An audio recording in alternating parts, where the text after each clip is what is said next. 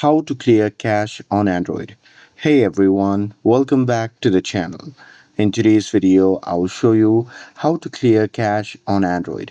So now without further ado, let's get started. So here, first thing first, open the settings app on your phone. And now here, once you're inside the settings, simply scroll down and tap on apps. And now here in this section, just tap on manage apps.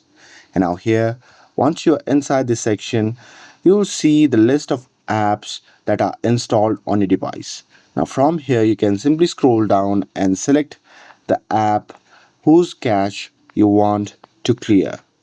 So just scroll it and open one. And now here, once you're inside the app settings page, here what you can do is you can just tap on clear data option, which can be seen in the bottom right corner of the screen.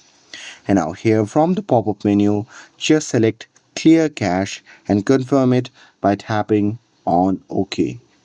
And with that, your device will remove unnecessary files and free up storage space as well. And that's it. That's how you can clear cache on your Android. With this, if you found this video helpful, then don't forget to like, share and subscribe to get updated for more videos. Thanks for watching and I'll see you in the next video.